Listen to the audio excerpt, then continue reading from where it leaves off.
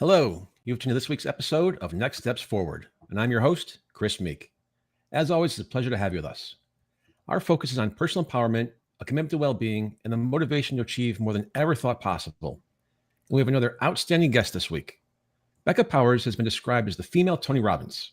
She's a renowned keynote speaker and the visionary founder of Powers Peak Potential, a training company specializing in mindset mastery for high performers. From her humble beginnings as a minimum wage dollar store employee to an award-winning 20-year career as a Fortune 500 sales executive, Becca empowers senior leaders and high-performance teams to unlock their full potential through her proprietary methodology, the pun intended here, the Power Method. Becca's transformative programs help corporations shift from either-or thinking to both-and thinking to foster innovation, productivity, and sustainable success. Becca is also the author of not one, not two, but yes, 3 best-selling books, A Return to Radiance, Harness Your Inner CEO, and the Workplace Burnout Workbook. Becca Powers, welcome to Next Steps Forward. Hey, Chris, thanks for having me. 3 bestsellers. We're going to get to that later, but congratulations. I don't know where you find the time. But Becca, you founded Powers Peak Potential to work with high performers, but before you did, you had a very successful corporate career. What was missing, and how did that realization shape the mission of Powers Peak Potential? So when you get into your purpose, so I'm going to start there, is that I think so often we try to find our purpose, but sometimes it's not an actual thing that we do. It's a meaning that surfaces like a calling within us, right? And so I had a natural, I've been keynote speaking since 2008. I've been coaching on the side. I'm a sales leader. So there's certain aspects of this that have just been very like organic and native, so to speak. But as a senior leader, I experienced extreme burnout at one point in my career, going back about 8 years ago now.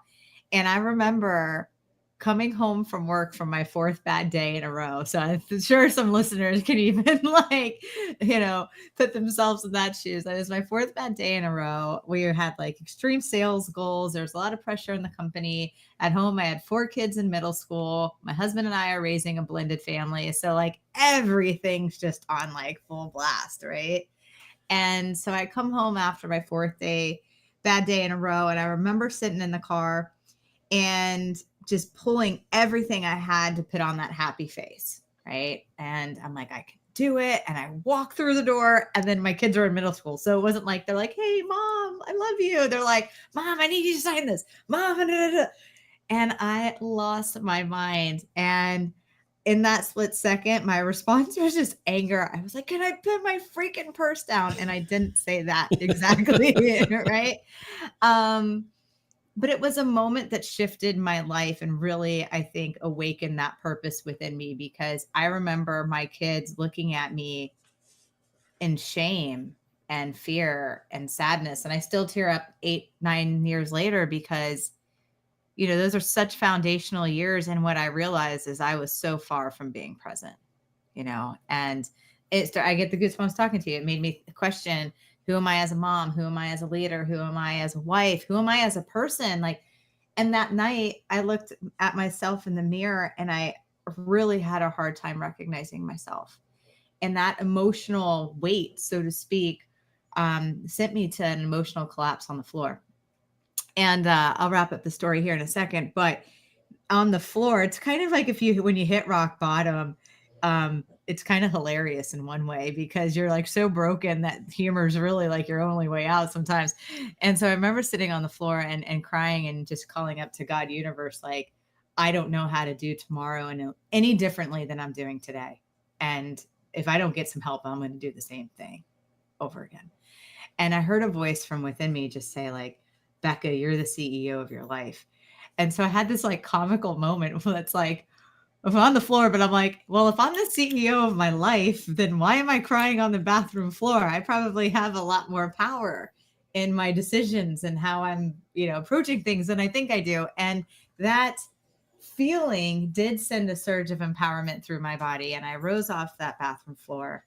I didn't know how I was going to do the next day, but I did. And then I did the next day, and slowly but surely 180'd my life completely. And when I got to a point that I felt strong enough to share the frameworks I used on myself, that it was rinse and repeatable, then it became like this, where I started the conversation, like this purpose within me. So that's how it unfolded, Chris. So before I get to a fault for that, well, first I'll start with, I think I've got the title for your next book. You're the CEO of your life. So I don't know if you got anything in the works, but I'd love that. So I like to kind of do that with some of our guests working on stuff. What kind of dog do you have? That's he's a French bulldog, and normally right now he's napping, but he's not. So I asked because my dog, my 30-pound fierce Shih Tzu Zeke, is sleeping next to me, but every now and then he'll let you know when the Amazon or UPS guy are here. Yes, and I think that's what happened is they were napping, so I had my door open, and then somebody came, and now he's awake. So that's post-COVID new normal. So what's the name? His name's Mac. Mac, I love it. Thank you for inviting him into the show. Of course, absolutely. It's a family show. And you're allowed to say things other than friggin' too, because we're satellite, so it's okay. All right, good. You talked about breaking down, obviously that was your turning point. Does it have to get that far for people? Are there signs that we can see along the way before you actually have that point where you drop the friggin' bomb and cry? Absolutely. And I have spent quite a few years refining easy ways to help people not hit a bathroom floor.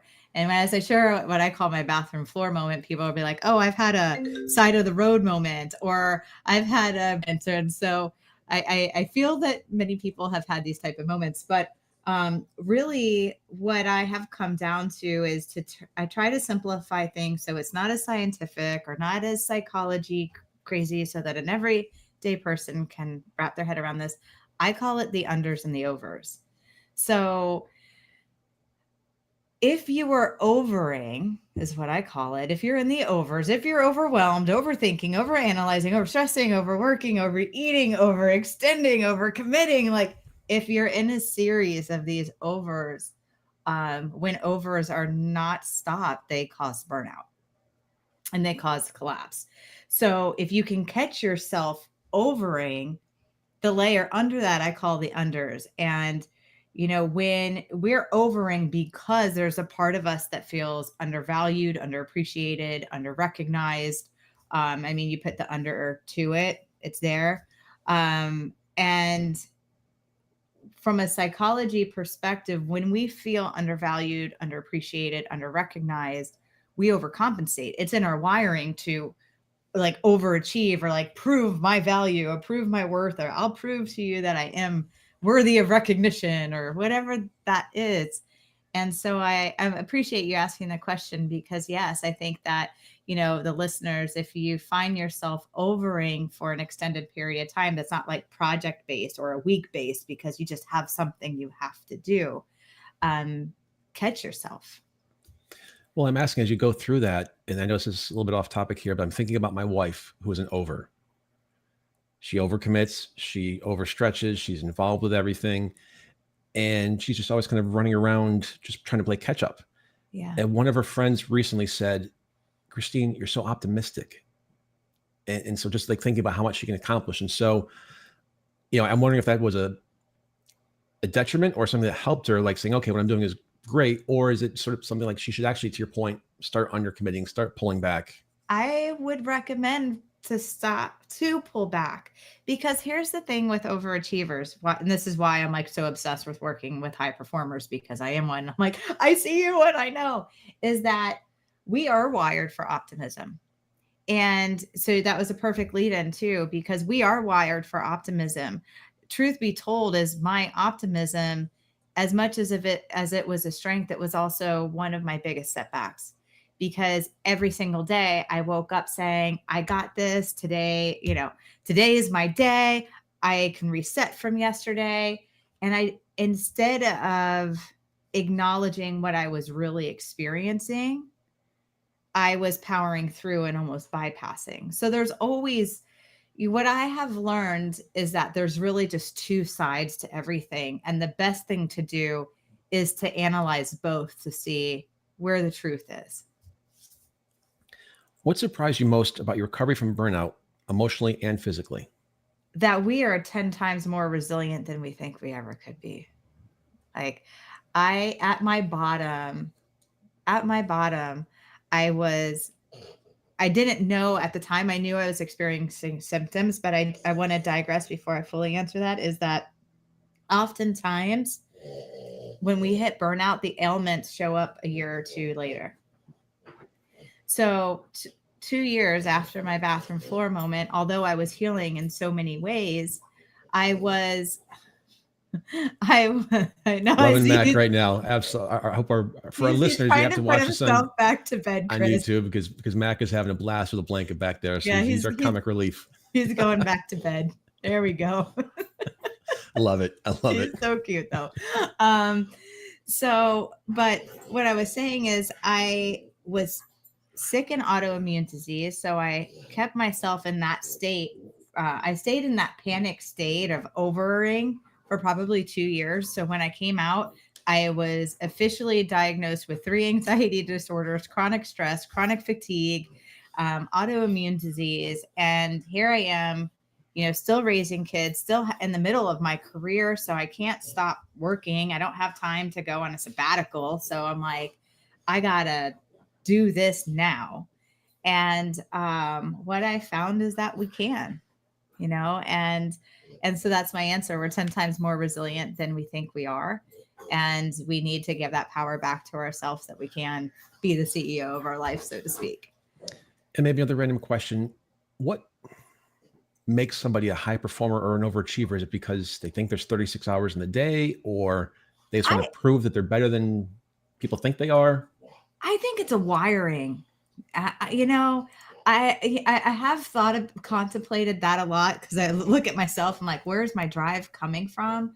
But what I have noticed, and I think there's a part of age, not necessarily how old you are, but where you are in your career too.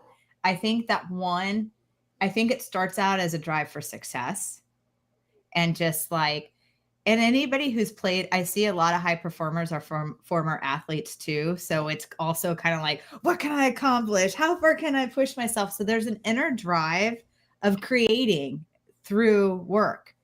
But then it goes too far, right? You start sacrificing yourself. You start sacrificing moments with your family. You start building a life around you where there's no fulfillment.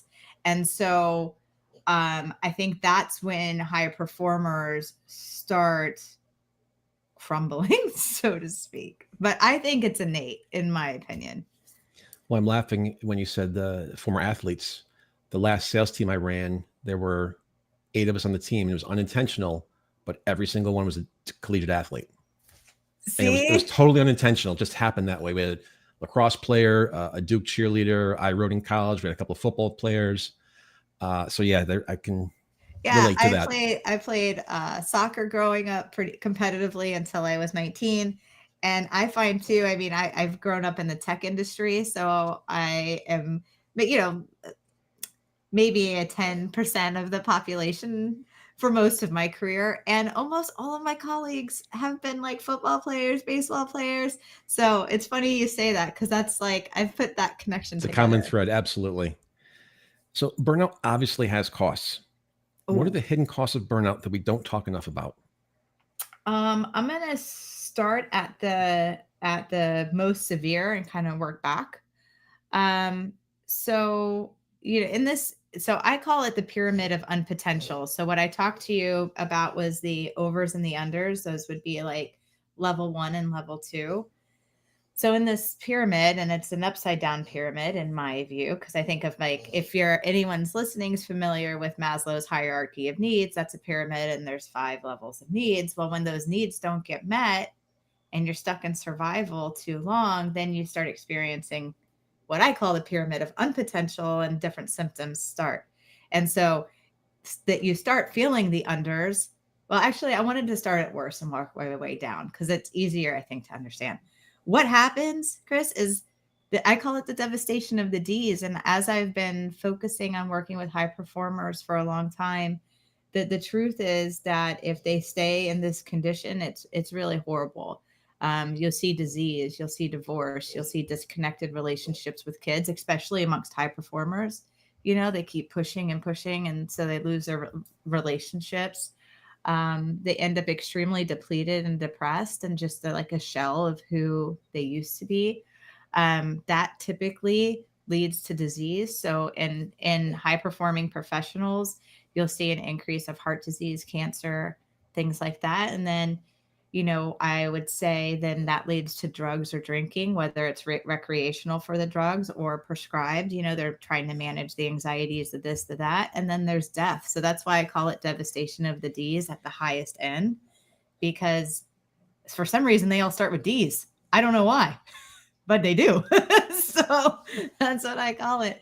And then I'll pause in a second. But then right under that, which I would call is level 4 as far as the cost, I would say I call it dysfunction in the bodies. And that's when you start to feel dysfunction in your physical body.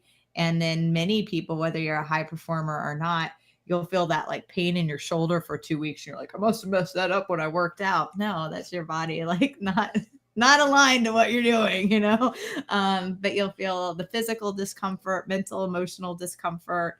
Then I go to spiritual discomfort. You start losing hope, things like that. And then financial discomfort too. Either you stay in a position that's below your value and your worth, or especially in women, but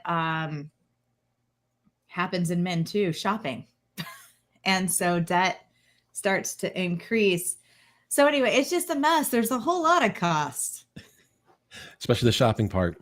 Yeah, exactly. I'm like, my Amazon cart back then was very full. You said burnout can be a, quote, soul cry. Yes. What does that mean? And how do we recognize a soul cry when one is screaming at us for attention? That's a good question. And I think that our soul speaks to us. And that's what my last book was, A Return to Radiance, so much more than we give it credit for. I feel that all the things that I just mentioned, starting off with even like that middle layer that I didn't talk about of what I would call it questioning belonging. I think that's the first level of the soul's cry, is like when we stay, and it makes me sad to think like how many people experience this, whether it's in personal relationships or at work. But once they have overed to a certain degree and they're not getting the response that they thought they would get, which would be like, you're doing a good job, or I really appreciate you, right? They start questioning their belonging. And as a soul, like here on earth, like embodied in this human experience, we are connect with others. Love is a really big deal. Friendship, things like that. And so I think when we start questioning, when we hear that internal, should I stay or should I go? I think that's our soul's cry to be like, we're not in alignment right now. Like, we need help. Well, you talk about friendship and relationships. When we hit rock bottom, when we have that bathroom floor moment, do people typically go and talk and reach out to their friends and say, hey, I've got an issue here? Or is it something that they're embarrassed about and they just try and hold it in? Yeah. I mean, I would say the latter, right? They're very embarrassed that they let themselves get to that point. And some people stay on the bathroom floor metaphorically because of that. I will say I'm very happy that you mentioned that, because there's a lot of things that I did like the next day unintentionally, like starting to put boundaries in and things like that. But in my recovery, I think one of the things that helped me so much is that I did call about 2 or 3 girlfriends and just said, I'm losing my mind. And like on the outside, I was this powerful sales leader and all this stuff. And I was like, called one of my best friends. I was like, I fell to the floor last night, like half laughing, still half crying, and just be like, I don't know what I need to do, but I need a friend to just like listen and be there for me. And it is such a gift to get past your own humility about it, so that you can get the support you need, whether it's from friends, a lover, a therapist. But support's so huge. And why do you think, I think I know the answer to this, but why do you feel that high performers are embarrassed? Is it just a sense of failure, or? Yeah, I think high performers are afraid of failing. I also think it's the persona, right? We've taken so much pride in being able to figure it out and break quotas and, bring up like innovative solutions and stuff. And then we can't figure out our own life. It's like, look at all these things I've done and I can't figure out this. Like, I don't know. I think it's a little embarrassing. And you mentioned too, that just a personal case, but generically, or I guess broader speaking, well, when people hit that bathroom floor, again, I keep going back to that, sorry, do they typically go to friends first, or would be, to your point, the spouse or the lover? And do they not go to the spouse or lover again for fear of failure? I think it's different per person. Out of the years of working with people, I do, if they have a healthy to mediocre healthy relationship with their spouse, I find that most people go to their spouse first, um, and or in tandem with like a best friend. Makes sense. What myths about burnout are doing more harm than good? That's a good question. So I think the biggest myth about burnout is that burnout is the actual problem. The problem is disconnection from our soul. I think that we're all wired, and that's why, like, as I started contemplating this, I wrote a Return to Radiance, because we were all, if you step back a few steps, right? And you think to like being born as a baby, you look at this beautiful baby, and inside this baby, they're just glowing and gaga gooing and all this stuff. But you can hold this baby and almost be like, this baby is meant for something great. You don't ever look at a baby and be like, oh, this baby's never going to amount to anything. We were once that. And so inside every single one of us is innate gifts, innate talents, innate strengths. We are pre-wired to make a difference, I believe. And I think that, and this is where I was saying, I think we just get lost. I think in the pursuit of standing up and fitting that societal mold of needing to have a paycheck and get the house and just provide for ourselves, at some point, like that recipe card was handed out to everybody, but then how to come back to fulfillment, how to come back to who you are, that's the piece that's missing. And so I think my biggest myth about burnout is that burnout's not the problem. So many people are trying to, solve burnout. Well, we need to solve fulfillment, and then I think burnout would naturally be solved. How can we rebuild our sense of self or sense of purpose after burning out? I think it's easier to do it after you burn out, because when you got nothing left, you're just like, it's survival, but in a different way. I think speaking of survival mode, so before you burn out, you're in survival mode and you're clinging, right? There is just, you are pushing through every day. Are you even just referring to your wife? Even if we're positive about it, it's like that gripping and doing, and it's a very active thing. On the post side of burnout, you can barely move. And so now you're contemplating, I only have enough energy to do one thing. That one thing needs to give me energy. Otherwise, I'm going to end up right back in bed, you know? And so for me, burnout was a gift, because it changed the complete perception that I had about life. And I think opened me up to the beauty that I have now. So I often say on the other side of burnout is your most beautiful life. You touched on this briefly before, but is burnout avoidable or even inevitable in high performance roles? I think it's totally avoidable. I'm performing at my highest calibers, and I'm doing it from energy. And that's kind of where I was stating, is like when that passion, I think, even relating to high performers, when you first start your career, you're so passionate, you're like trying to figure everything out. Or even when you're playing sports, the reason that you're amped and you show up and you can do 4 hours of practice or whatever is because you have passion for what you're doing. And so I now teach, find your passion. Now, as adults with careers, our passion might not actually be our job anymore, right? So if you need to garden, go garden. If you need to go dance, go dance. If you need to go work out, go work out. If I'm a writer, I write in the mornings. But what I found, and that's why I talk about the power of and, what I've learned is that it's not about less, it's about more, but it's about more mindful mores.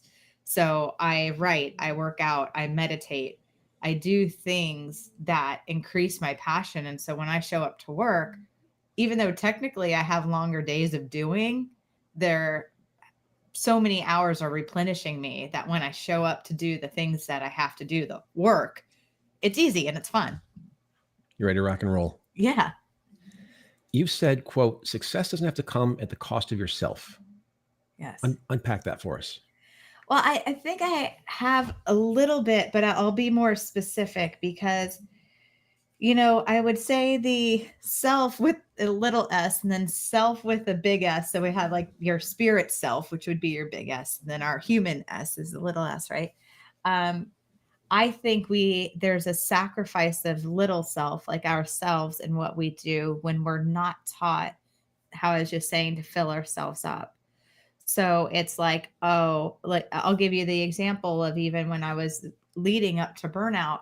I remember I missed family dinners. I missed, um, basketball practices. I missed things that were important because I was sacrificing for my family. I was sacrificing for my job. I was sacrificing, and I felt entitled. I felt like I was making the right decision. And don't get me wrong, there's still times where you have to make those decisions, but I would like blindly make them all the time.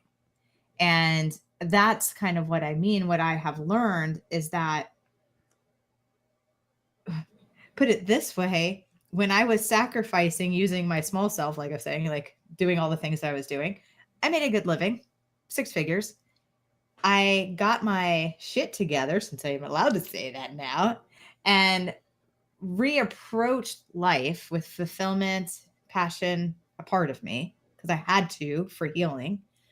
Um, and I like tripled my income in 3 or 4 years. So it's like, that's what I'm saying. I'm like, the success doesn't have to come at the cost of yourself. Actually, if you put yourself first, your human self, and you connect to passion, which I could just convert to like soul stuff, it puts you in alignment with passion and purpose, and then you approach work, dude, like game changer. So that's why I get so pumped to talk about it. I'm like, yeah, let's go. Let's talk about this. Are there any challenges that are surprisingly similar whether you're coaching a Fortune 500 executive or a frontline employee? Um, yes. Fundamentals are relatively the same though. So with an executive, their level of responsibility is really high. So you find it, not that there's a lot of excuses. They're much more open-minded because they have seen what it takes to open up doors and do things. But getting them to prioritize themselves is sometimes a challenge because they're just like, where and when? Like, I understand what you're saying and I want it, but I don't understand where it fits in my life. Right. So then there's this real, like, we really have to do work to fit them in. And then I would say with a frontline worker, I think they're more willing to fit them in from a time perspective, but I think they lack the belief of possibility. And so you're working different angles is what I have found. Are there things you've noticed that nearly everyone, regardless of their title or experience, is quietly wrestling with that can lead to burnout? Yes. Yes. And I'm going to go back to the unders and the overs. Um, Simply because, I mean, if I'm going back to Maslow's hierarchy of needs, and if you're a listener and you're not familiar with that, I'd look it up because it's kind of cool. But the first level is the first two levels are security and safety, right? And within that, as a human being, we need to feel loved, we need to feel supported, we need to feel important. And what I have found is we might have those needs secure at home, but we might not have them at work. And or we might have them at work and we might not have them at home. So it's super important to notice how I said it's just a psychological response. So if you're overing, you'd be like, am I feeling, that's your invitation to be like, oh, am I feeling undervalued? Am I feeling underappreciated? And then I bring that back to what I call the uns. So over, under, uns. And that means like, if my outward expression is the overs that means somewhere I'm feeling undered. And even under that is the seed of feeling unseen, unimportant, unheard, unloved. And like, where is that coming from? And so I think that if someone's aware enough to catch themselves in the overs, practice that over to under to un, and then you can work on repairing that. If you keep your those three levels clean, you won't get to burnout, especially if you add some passion into your life. Again, whether it's gardening or work, it doesn't have to be, I like writing books and I went for the USA Today and I got it. But like, I'm an overachiever. So I got to do things like that. It still makes me happy. But I hope that answered the question. No, it did. Thank you. What internal narratives do you think hold women back the most, and how do we rewrite them? I mean, honestly, I think it's whether consciously it's known or not, it's kind of like that good girl thing.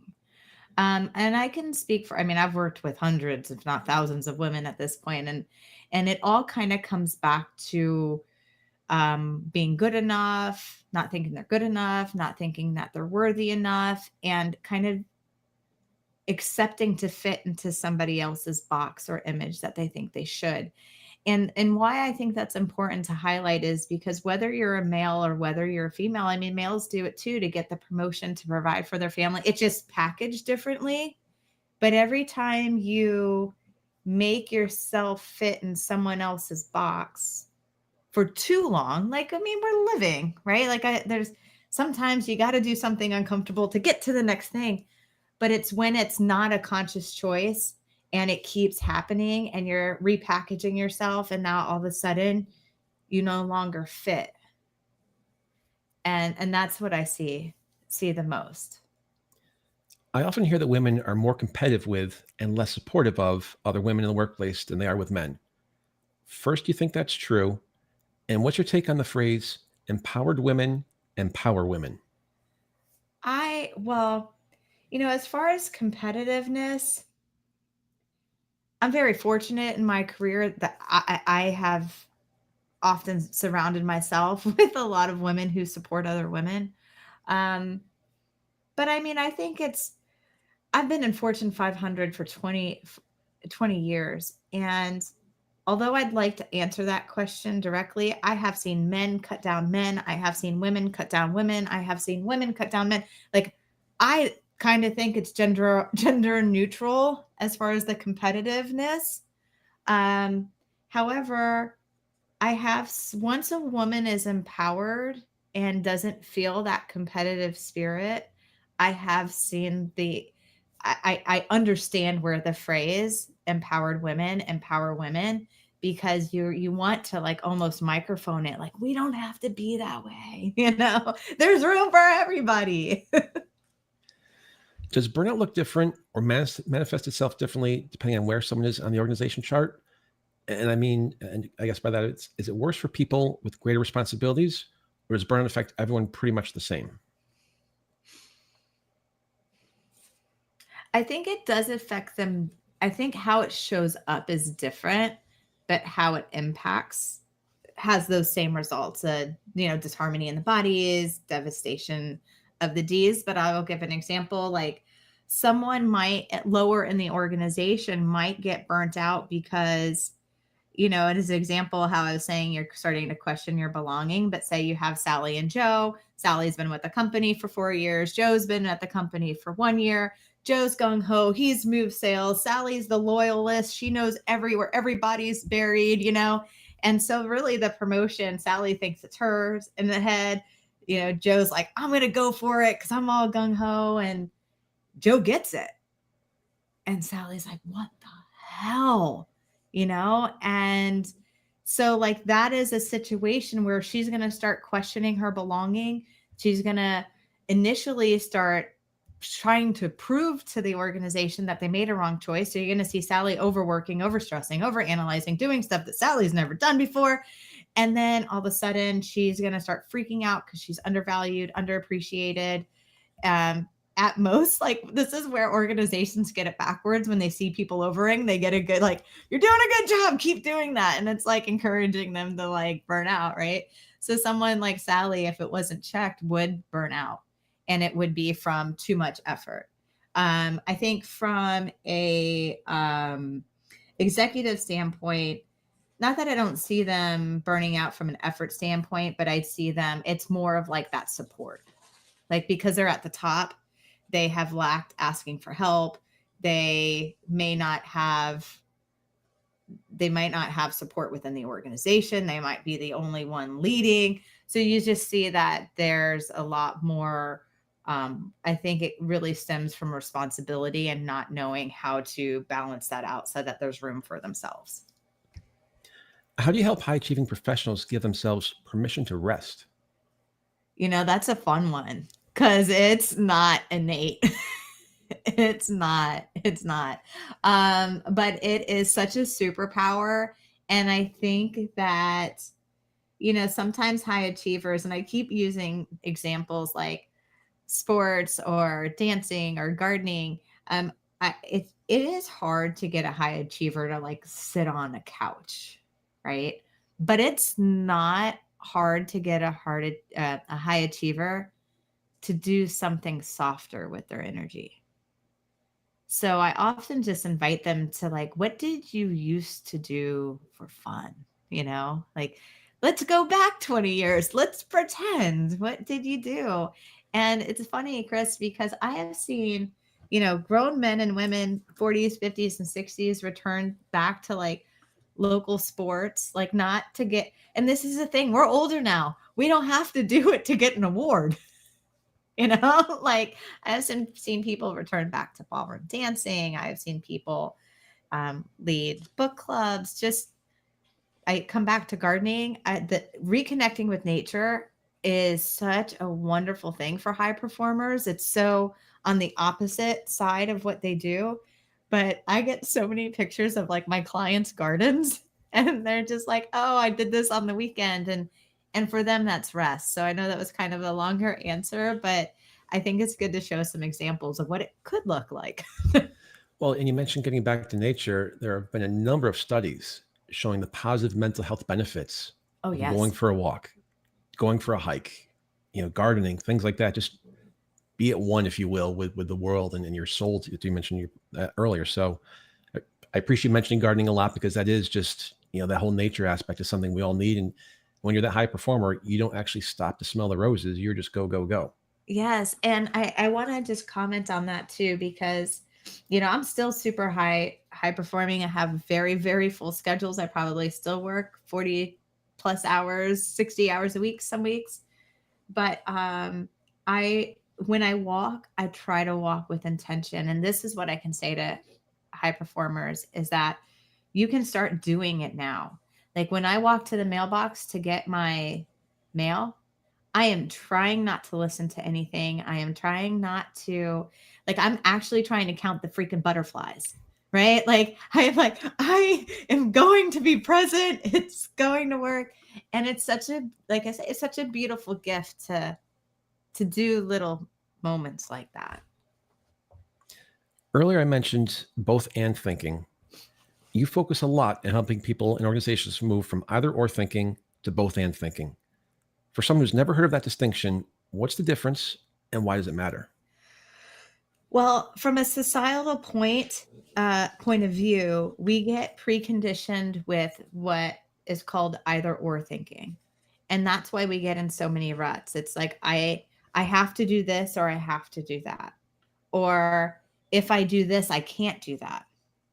And so, you talk about executives and burnout. Well, I think they're so disconnected from personal fulfillment that, and it really leads to an either or mindset. They are so committed to work that the thought of working and having personal fulfillment is not even like, they're like, what?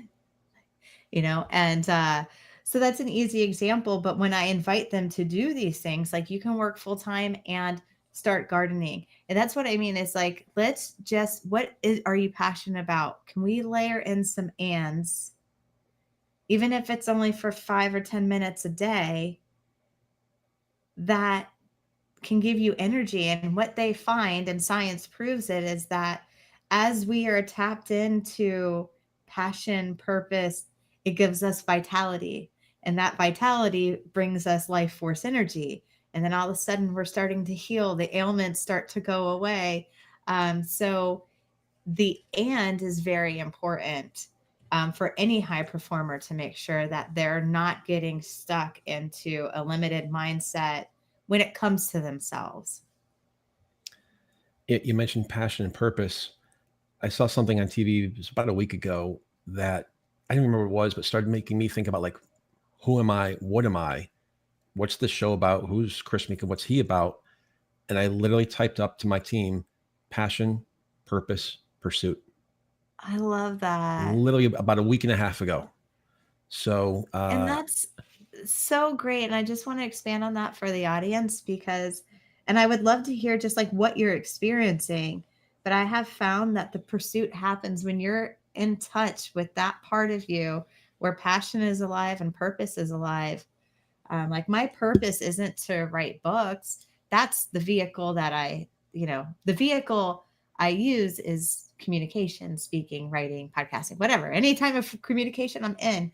But what I realized is that the more I honor that feeling, it does become a pursuit. Like I couldn't stop doing what I'm doing if I wanted to, because I wake up at like 2 a.m, like, oh, I got an idea. So I want, like, how are you experiencing that passion, purpose, pursuit trilogy? so I've been a financial services executive for 30 years, and being a sales guy in Wall Street is not my purpose. It's a means to an end. And like many people, my transformative point was I was at ground zero 9/11. Oh, wow. And so a handful of years after that, started doing stuff locally, which led to a nonprofit. We started sending care packages to deployed troops in Iraq and Afghanistan. That organization grew. We now fund exoskeletons, which enable paralyzed veterans to stand and walk, and Wow. virtual reality software to help veterans with PTSD who are suicidal. So that was my first purpose, if you will. The second one was, again, with 9/11. It took me 17 years to go back. I self-diagnosed myself with PTSD. Of course. And, the 20th anniversary came and went, and it was the heart of COVID. There was political controversy between Trump and Biden. And I was disappointed because that was a major milestone. And the last 3+ years since then, I've been working on, with Michael Geyer, who's been on the show. We're doing a documentary for the heroism and resiliency of 9/11, which led to me creating a new organization called the 9/11 Legacy Foundation, which is to elevate the events of the three attack sites. So think about like the Olympic Organizing Committee model. And that has really just starting to snowball right now. We just landed Gary Sinise to do the narration for our film. And so, we've got Andy Carter, who's Chief Wonderful. of Staff to President Bush, Leon Panetta, who's Secretary of Defense and CIA Director. Everyone knows I'm a huge Yankees fan. So it's like the 1927 Murderers Row Yankees. And so I'm very blessed to have an eclectic Rolodex. But that's my passion, my purpose, and my pursuit for the 25th anniversary of 9/11 next year. Oh man, that makes me tear. My husband's a firefighter for Fort Lauderdale, and he has 343, Yep. tattoo Yep. and a tribute. When they were raising the American flag, he has that tattooed on him. So it's been a big part of our life is to remembering 9/11 and honoring it every year. And it's off topic, but we've forgotten. We've broken that vow of never forget, and we are forgetting. And so I'm changing the narrative. And you may have noticed my coffee mug. I'm using the phrase "we remember," Oh, wow. and so I'm trying to change that narrative in a more positive, forward-thinking view. Yes. I Than got the goosebumps. See, that's what passion and purpose does. see, Air high five. five, virtual high five. I love it. I love it. All right, back to serious stuff here now. Are high achievers immune to either or thinking, or they feel they tend to default to it? I think they default to it. I think, I come back to so much as just, and I don't think anything is definite is intended to be harmful, but so much of the societal molding is based around surviving and not fulfilling your destiny or fulfilling your purpose, right? So I think that we're all just modeling what we know. How has your definition of leadership evolved over the course of your career, and what role does emotional intelligence play in effective leadership today? I think your example is how I view leadership. It's It's following your heart to such a degree that you believe in something that's unseen and people start to follow you. Then you put a message to it. And, that could be small, just on a team like you and I have been sales leaders, right? Or it could be something much more extraordinary because we're coming out of the mold and making an impact in the world through our work. But, leadership is we remember, right? And you leading and taking that charge as the trailblazer, you are now going to give that gift to how many thousands of people to help them remember, so we don't never experience anything like that. I mean, I tear up just talking to you, Chris, but that's how I view leadership. At one time, I think that I did view leadership on like a corporate leadership wavelength where it's like I manage my team and yes, I inspire, but I've got this little book of business that I'm really responsible for and I got to do that. And then what I realized is real leadership was when I decided to get up and share my story of being a senior leader and hitting the bathroom floor. And then all of a sudden I had other senior leaders come out and like, me too. And, how can I get better? And then I teach them, like now I teach leaders and now they're teaching their teams, they're leading healthier teams because they're healthier and they have some tools that they can utilize. So that's a long answer because it's very heartfelt, but I think what I define leadership now is really embodying your beliefs in a positive way that inspires other people to be better. You talk about the Me Too when you admitted to having your bathroom floor moment. I've done a lot of work in the mental health space with first responders and veterans, and there's that stigma associated with it in terms of, I need help. Oh gosh, I know. And it's the same thing. It takes one trailblazer to use your phrase to really, set the standard to something I've used with my sales teams, and say, okay, it's okay to not be okay. Yeah. And you're not alone. And we're all the same. Are we wired differently? Sure. But inside you've got a heart, we all take the same. And so open up, talk to somebody. Again, spouse, lover, Absolutely. best friend, it's okay. So don't press yourself to the point where you're in the hospital with an IV sticking out of you. I couldn't have said it better myself. What are your views on servant leadership or leading with vulnerability? I think I've indicated that a little bit, but my views on it is I just wish more people would do it. It's scary.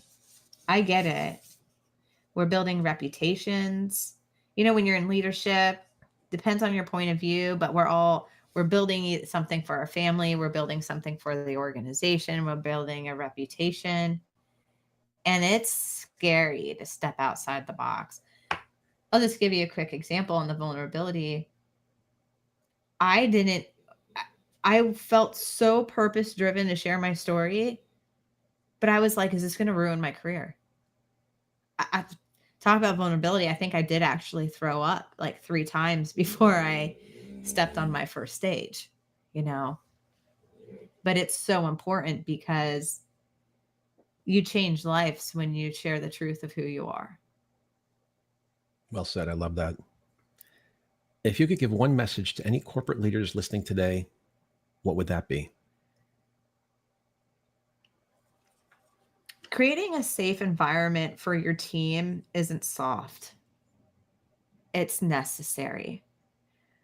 When you lead a person nervous system, when you help them feel safe, you help them feel regulated. When they're regulated, they perform.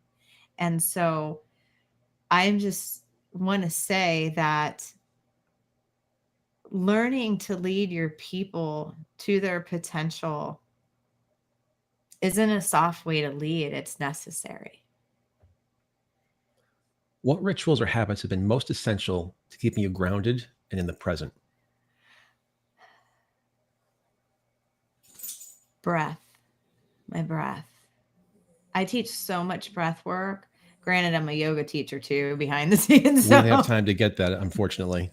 Yeah, like that's part of my and that's like just to go on a quite soft derail. Like the and you do whatever you want. I'm a salesperson. I'm a professional salesperson. I went to go be a yoga teacher. Doesn't mean I have to go teach it all the time, but I loved it. So I brought it in. But my breath, our breath, we need it. We don't even think about it because we're alive and we just have to have it. But when you can intentionally breathe, you bring your life force back in. And so that's how I ground myself every day. I intentionally breathe multiple times a day. Biggest question of the show for you today. How can people get in touch with you, learn more about Powers Peak Potential, or get their own copies of your books? Everything you need to know is at beccapowers.com. From a social media perspective, I'm on LinkedIn and Instagram the most, and that handle is at Becca Powers 1313. Becca Powers, founder of Powers Peak Potential, and author of 3 bestsellers, and future author of You're CEO of Your Own Life. Thank you so much for being with us today. And a special thank you to Mac, who, again, listeners, you got to watch the video because he is so cute taking a nap right now. And I was laughing because I could hear him snore over my dog. And so you've got a good mic over there. That's it. We'll see you next week. Same time, same place. I'm Chris Meek. Until then, stay safe and keep taking your next steps forward.